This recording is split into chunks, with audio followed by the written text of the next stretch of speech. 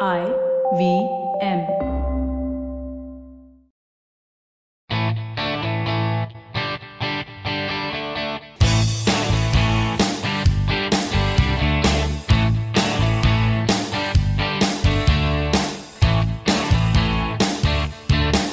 Hello and welcome to a brand new episode of the Musafir Stories, India's very own travel podcast, where each week we discuss the story of travelers in their own words and relive their experiences with you, our listeners. Hi guys, I'm your host Saif and welcome to a brand new episode of the Musafir Stories. Now before we get on with today's episode, a quick shout out for Hubhopper. Hubhopper is India's very own podcast app with the largest directory of podcasts that brings you thousands of unique shows and stories from every imaginable genre. You can now listen to your favorite travel podcast, the Musafir Stories, on Hubhopper. That is Hubhopper. So go on and download the Hubhopper app from the App Store or the Play Store now. And if you like it, make sure to leave a review and share it with your friends and family. Another special announcement for the listeners this time. As a part of the International Podcast Day celebrations, you, the listener, will have a chance to get featured on the Musafir Stories podcast and share your travel story in just 3 simple steps. Get onto our social media pages on Facebook, Twitter, or Instagram, find the post related to the International Podcast Day, and just leave a comment with these details. 1. An Indian destination that you have traveled to and would like to share on the podcast. 2. Why should one travel to this place? And 3. Share any blog links or social media posts of your journey to this destination. You can also email us with these details using our website if that's easier to you. The most interesting pitch will be chosen and announced during a special episode to be aired on International Podcast Day. So you have time till the 29th of September to turn your entries in. Good luck! As for today's episode, we talked to Preethika and Narayanan, a travel couple who blog under the handle passingports.com. So sit back and enjoy as we find out where Preethika and Narayanan take us to today. So with that introduction, I'd like to welcome Preethika and Narayanan from the blog passingports.com. Guys, thank you so much for being a part of the Musafir Stories and welcome to the podcast. Thank you so much, Sai, for having us over. Thank you, Saif. It's our pleasure to have you, especially pro travelers like you, come speak with us, come share your travel stories with us. It's always an honor. Now, what we usually do with the Musafir Stories, guys, is whenever we have a guest or guests, like in your case, come speak with us, we request them to take us and our listeners to a place, to a destination, and share all the experiences that you guys have had at that destination. With that in mind, where are you guys taking us to today? We're taking you to center of Tamil Nadu, which is Thanjavur, which is also the seat of the great Chola dynasty. Sure. As you said, it is one of the prominent parts of Tamil Nadu in terms of the historical significance it has as well, right? It has been the capital of the Chola dynasty, which is one of the longest ruling dynasties of Tamil Nadu as well. So in that way too, this place holds like a lot of significance. So if you could just give us a little bit of a highlight about the history associated with the place, it would be great. Let me throw a fact at you before I start off. Okay. The Cholas ruled this area for about 900 years. Yeah. All of us know of the Mughals, but not a lot of us know of the Cholas. We were also as ignorant till we went on a trip to Cambodia. Spent about 2-3 nights there and went around Siam Reap and the Angkor Wat. And being travelers, we just didn't stop with the key Angkor Wat temples, but also went further down and looked at a lot of other temples like Prerequisites, Kokar, and so on. Now, what we found very interesting or unique, or funnily very strange as well, is that that Angkor Wat actually looked like the temples that we're used to in South India. Sure. And when we started digging in a little, then we realized that there was a lot of Chola influence in that belt. Now, an interesting tidbit that I can give you is that the Cholas had one of the biggest naval fleets for about 600 years. And at the height of their dynasty, they had a fleet of about 1,000 ships. Imagine that, 1,000 ships. Wow.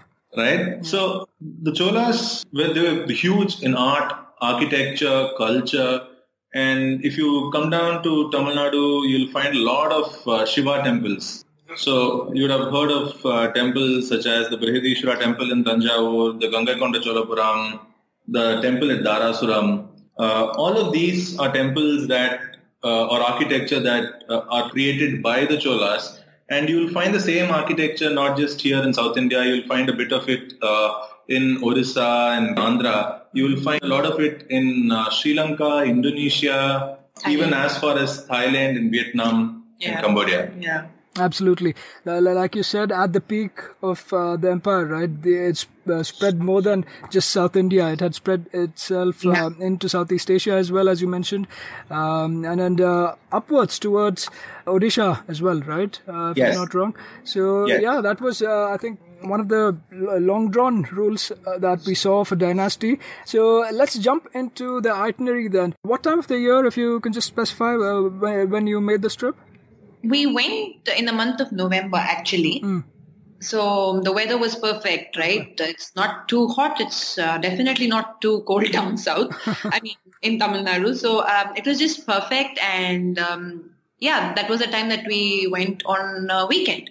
Okay, wonderful. And in terms of the length of the itinerary, so it was over a weekend or a little more than that?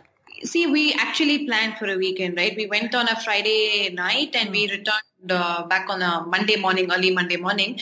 But like Narayanan just mentioned, when we went there, we realized that, 2 days again, it's just not enough. But just like we are lucky and we're staying in Chennai, so we were able to take another weekend trip to figure out the other Chora temples. It's pretty much close by to Thanjavur. So if you really want to explore Thanjavur and the places nearby, you'll easily need about 3.5 to 4 days. Okay. Just to ensure that you've covered or checked the entire belt. Okay, wonderful. And in terms of your living arrangement, your accommodation while you were there, would you quickly want to touch upon that as well? Sure. We stayed at this beautiful property, heritage property called Swatma, who were kind enough to host us for the duration of our trip. Okay. And it was a 100-plus-year-old property that they had renovated. By far one of the best heritage properties we've stayed in. So in case someone is looking at a place to stay, we totally recommend Swatma.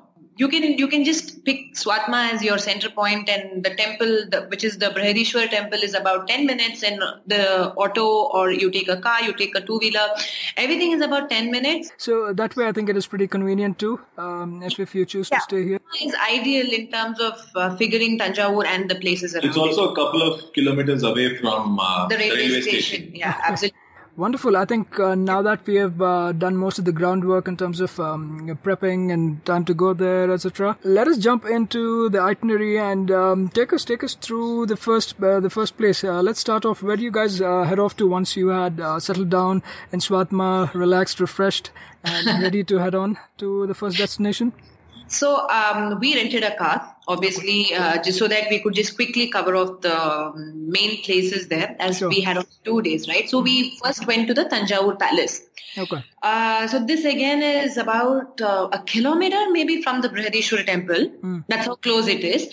As you enter, you'll figure out that it's supposed to be a palace, but it doesn't look any way grand. It doesn't look fancy. It is not like the palaces in Rajasthan, for example. Proper comparison, right? So it's very plain, normal looking, and not really crowded. So what we've understood when again we digged more about the place is that once upon a time this used to be called as Shivaganga Fort. Okay. So a fort over a period of time has changed into a palace. So when we went inside, the first thing that we sort of noticed was the bell tower. And then you had an arsenal tower, and then there is a museum and an art gallery. No, you're saying this is all a part of the complex of the palace or the fort that you just referred to? Okay. Exactly. So today it is called as a Thanjavur Palace or the Thanjavur Maratha Palace, but then it's not built by the Marathas. It was built by the Thanjavur Nayaks. Okay. Yeah, it's pretty old. I mean, it's gone through way too many. It's changed many hands, and today it is called as the Thanjavur Maratha Palace.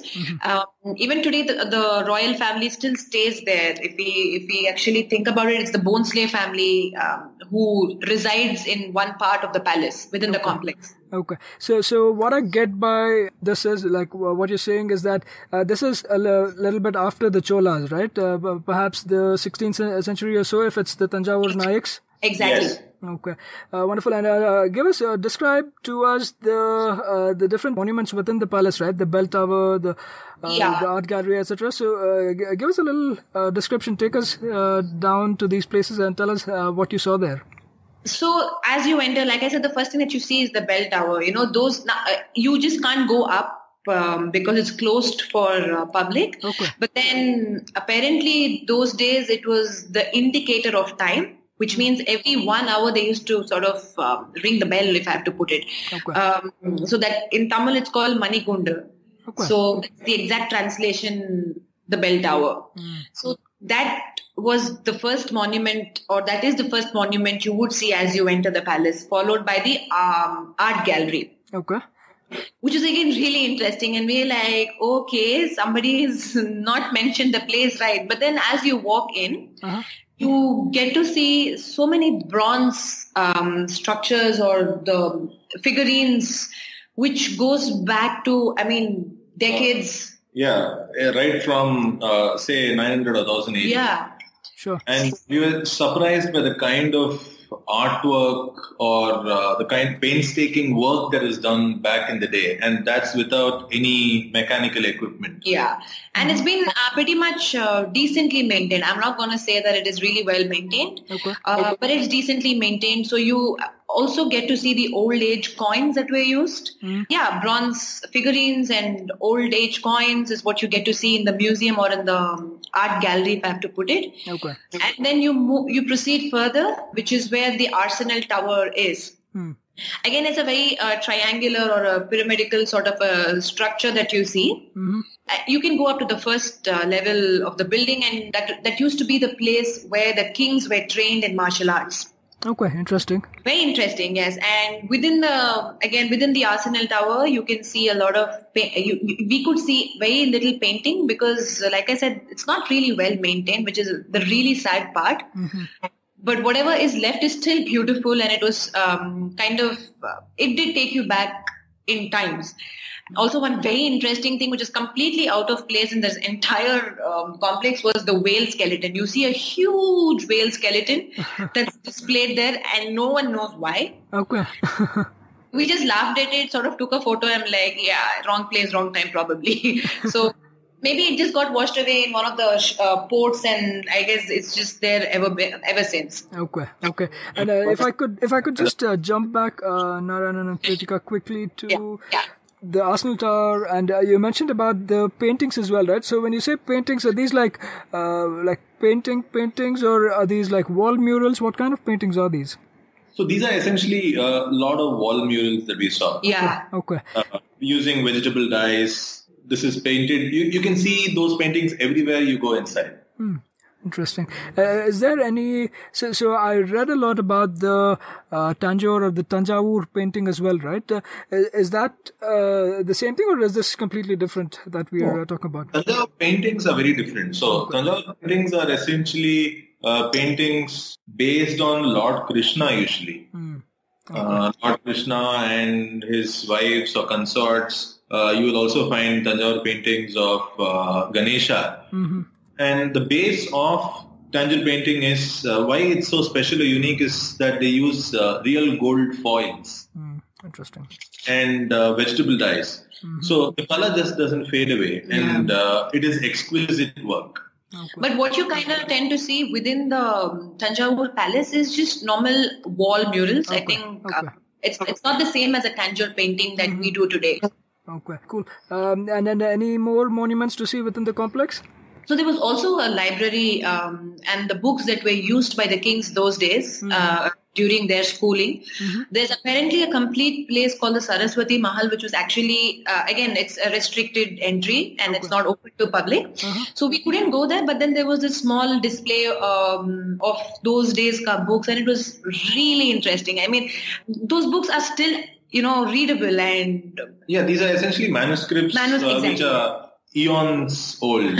All that is very well maintained, so well maintained that they don't let the commoners go in. To a certain extent, you're allowed to go in, but by producing ID cards and Xerox copies of your driving license and so on and so forth. But beyond a point, no one is allowed inside. It's one of the best libraries of that period. Also supposed to be one of the oldest in the history of India. Sure, because even from my reading, what I saw was that it has manuscripts which date back to the 18th century, right? So 17th, 18th century. So it's pretty old in that way. And I also read that it has, I don't know if they are on display, but even some of the leaf manuscripts or the palm manuscripts, right? Yeah. So some of those as well. And I think in one way, I know it's sad that it's not open to the public, but I think in one way I'm sure it's good in a way. Yeah, right. They can preserve it to a longer duration. So wonderful. I think what I also see is good mixture of different things, right? Right from the Bell Tower to the Art Gallery to the Arsenal Tower, then the library, the Saraswati Mahal Library, etc. So and there's also this very colorful and again something that we didn't expect to see. Okay, so basically we are travelers who don't really Google that much before going to a place, just to have the surprise element, sort of there as we walk along or explore. So there was this very colorful hall called the Maratha Darbar. So obviously, as the name suggests, it's a place where the meetings were held and the king sitting right in the center of the discussion.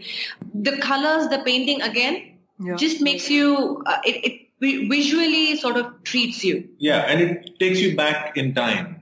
And again, the colors of the Darbar, which are bright red, blue, yellow, and greens, these are all vegetable dyes. These are not our regular paintings. And also, I think these are, in that way, in terms of the bright nature of the colors used, it's also very different from even the rest of Thanjavur architecture, right? If I may. I guess this is where the Marathi influence is sort of, not just Marathi, I think we should also give it to the Vijayanagar Empire or the Nayaks who came into picture post the Chora dynasty. Yeah. How long do you spend here, the entire complex? I think we took about 1 hour, 1.5 hours max. Okay. So there's not too much walking around, right? From one monument to the other? No. No, it's not. Okay, that's good in one way, and at the same time you see so many different things. So that way you sample like a lot of different things also in the same compound. So I think that's a great thing and a great start too. So wonderful. Now that you've spent some time at the Royal Thanjavur Palace, or the Thanjavur Palace as they call it, where do you guys head off to next? So the driver again was our itinerary, or the tourist guide, I should call him. He was a very sweet guy, and he took us to this.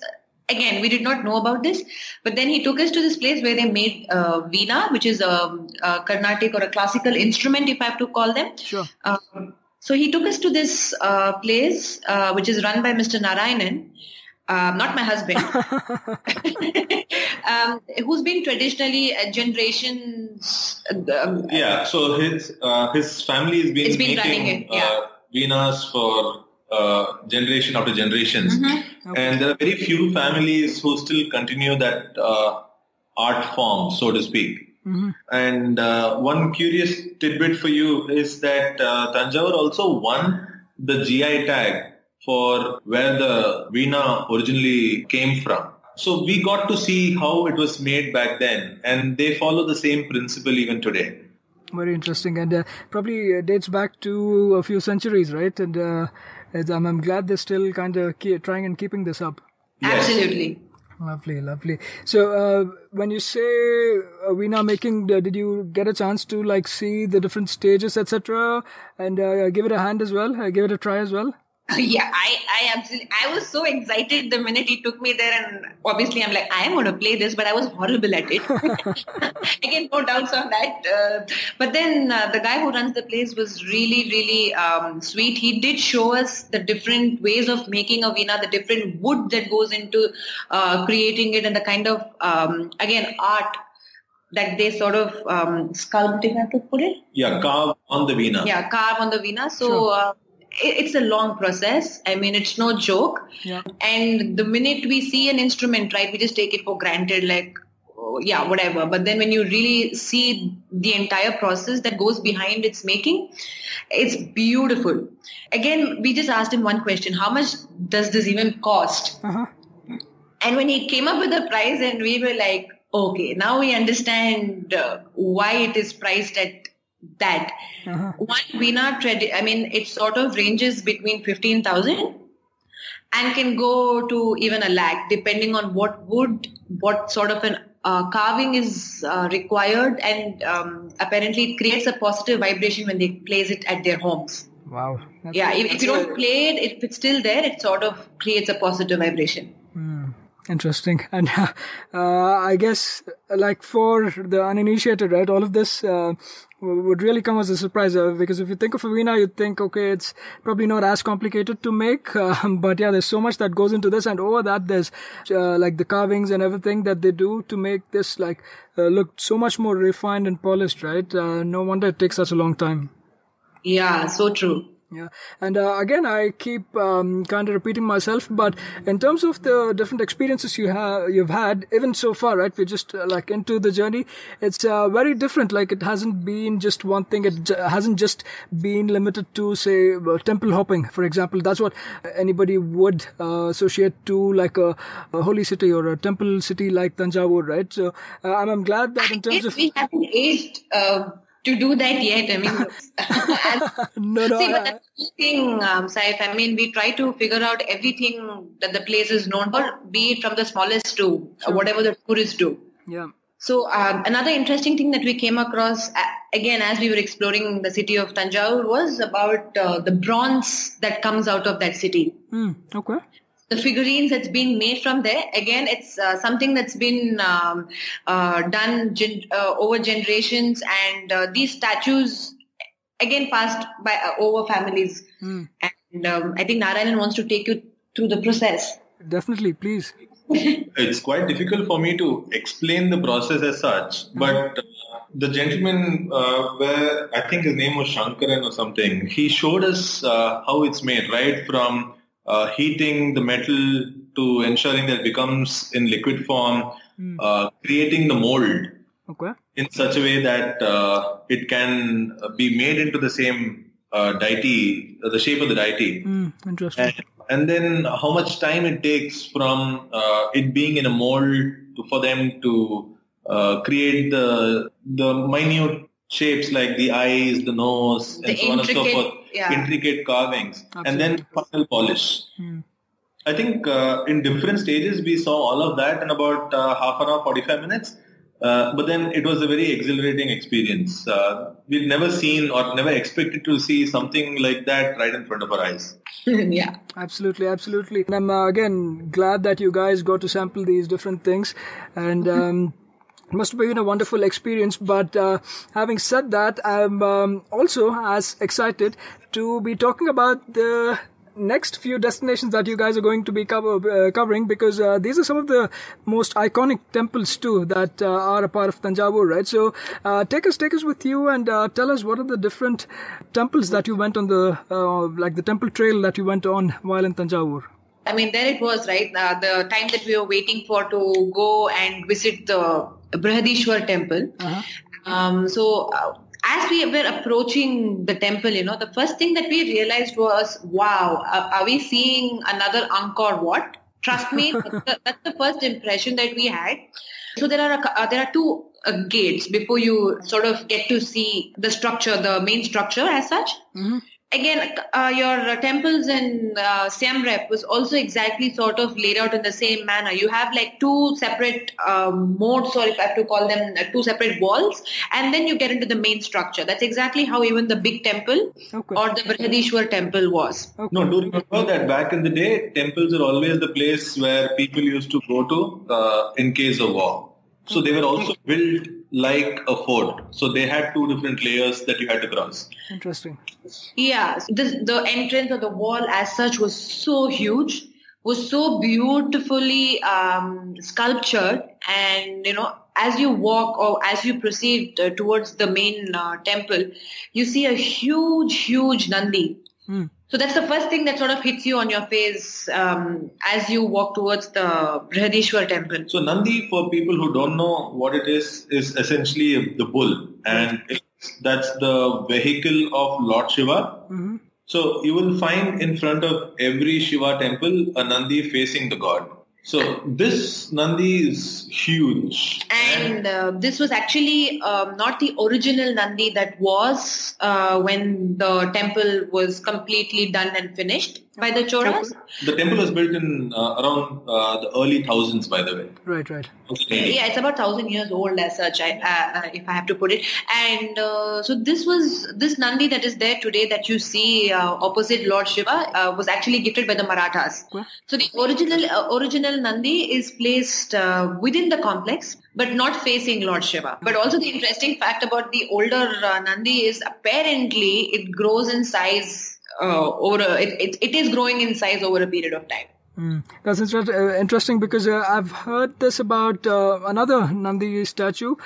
This was in Andhra Pradesh, though, in the Yaganti cave temples. There is a huge Nandi temple that apparently grows by a few centimeters every few years or so. So very interesting, right? Yep. So this is what was the first interesting fact that we came across, and obviously the structure in itself, right, Saif, is so huge, and it sort of takes your thoughts away from everything else and just sort of fixes your eyes just on the temple and the gopuram. Absolutely.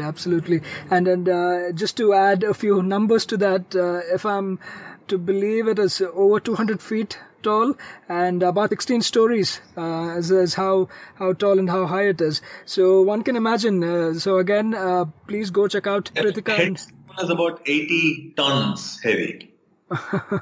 Yeah, so for those of you interested in numbers, here are a few numbers to take note of as well. But yeah, just go check out the pictures as well. We will add them with the show notes section of the episode as well. There's some absolutely marvelous pictures that have been taken by Preethika and Narayanan that just leaves one in sheer astonishment because if you look at it even from a perspective of time, right, it's about 1,000 years old, and back in the day, such a gigantic structure for somebody to make, especially a structure that is so polished, so symmetrical, and so huge, right?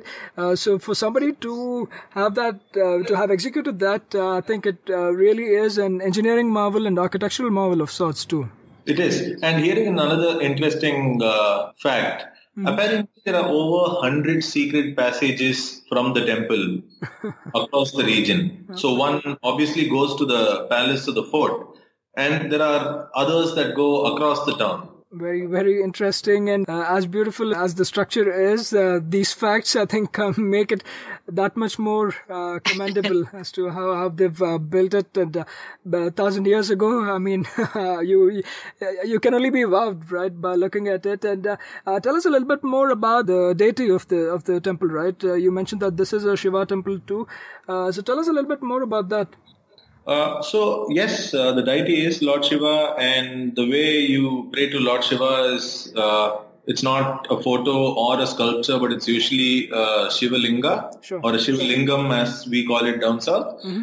Now, this is one of the largest Shiva Lingams that you find. Definitely not the largest, but one of the bigger ones. It's about 23 feet in circumference. Okay, interesting. That's bigger than, say, a couple of halls in most houses. And also, what they say is the kind of power that you experience as you enter the Sanctum Sanctorum. It's an experience in itself. When we went in, we also felt I think the whole experience was we were a little taken aback. For something so big to have existed over a period of time, point number one, and so many huge sculptures and the inscriptions which still stay strong, the kind of that Narayanan mentioned, the top or the Vimana as it is called, which is 80 tons. I mean, there's so much to take in just one visit, right? So many thoughts that running in your head, and as you anyway see the Shivlinga structure, you're like, hey, you know what? This is an awesome place. I mean, it wasn't really like when you go to a temple, you pray and you come back. Actually, the first time when we went, it was really not that. We had too many things in discussion, and it was more like we are going through the place and sort of observing the entire thing instead of praying or doing the regular temple stuff.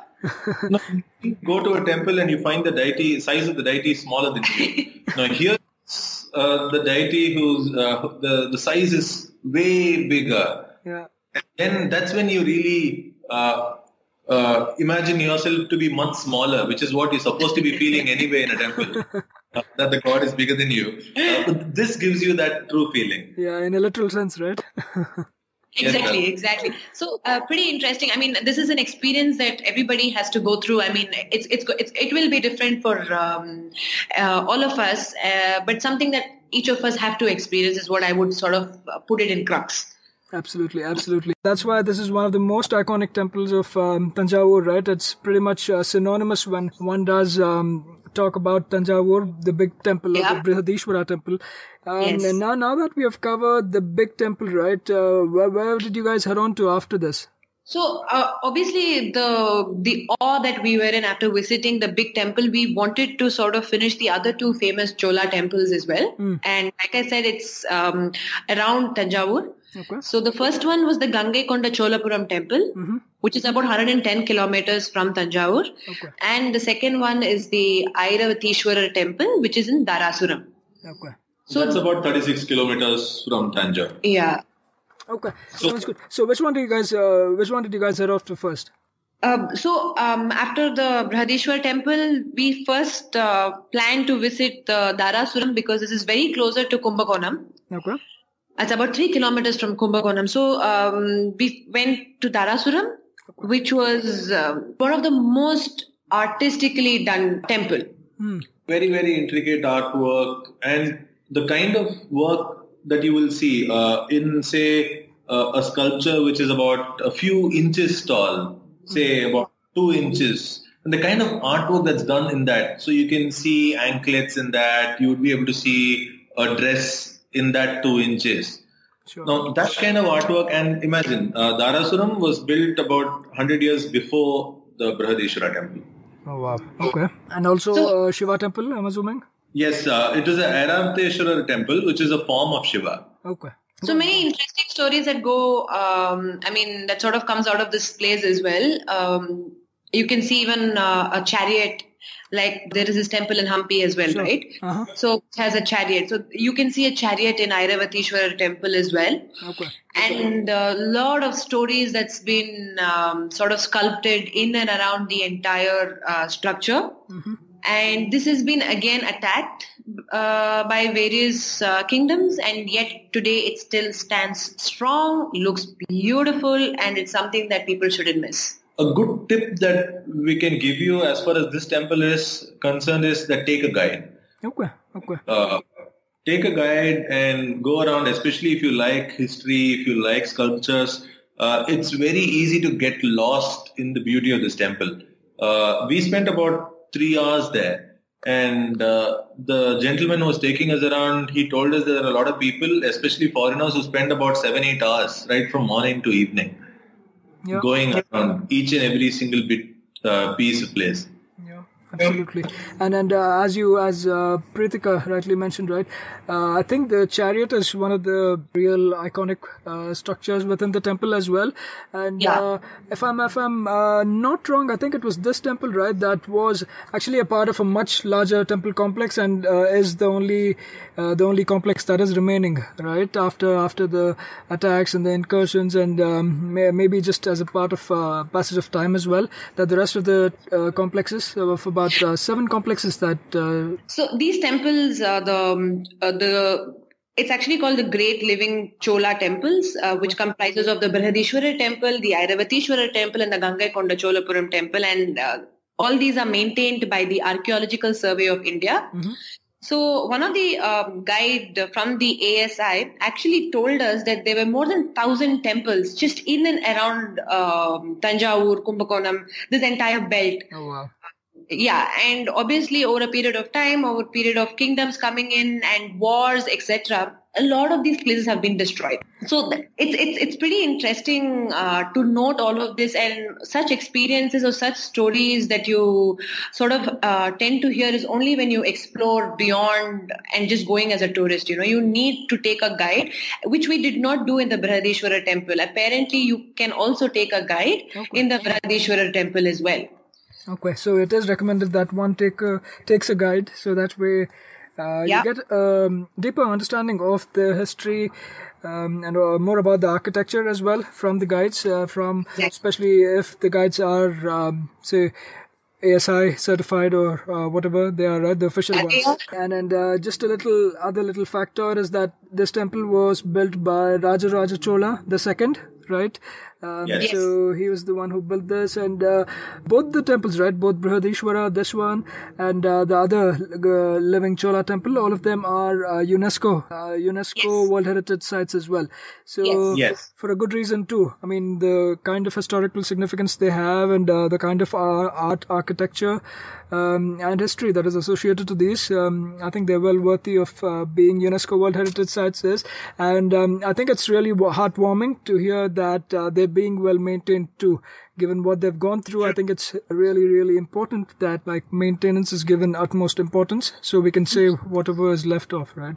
True. And the Gangaikonda Cholapuram temple is another beauty or a marvel, if I have to put it in short. Okay. So that's the next one that we're going to be talking about, right?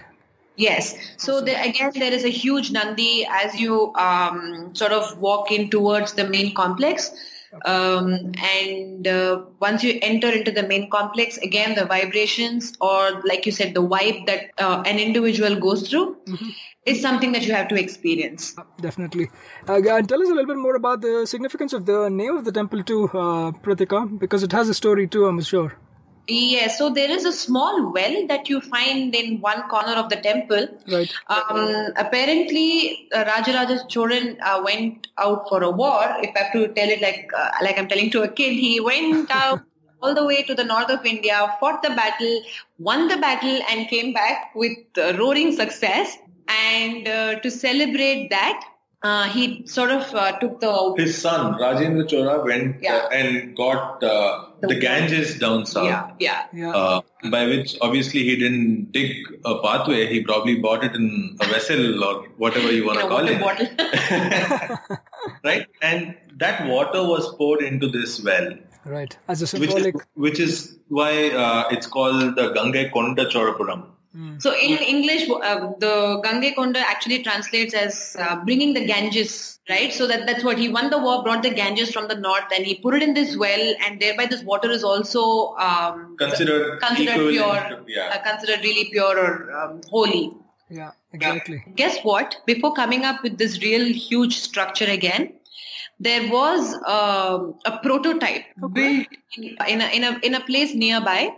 Again, not many people go there, and guess what? We also did not know. We knew about this only after we came back. There is a small village, and there is a prototype of this, or a replica of the same structure that is there. So that was how they first planned the entire structure, and then they built the real one.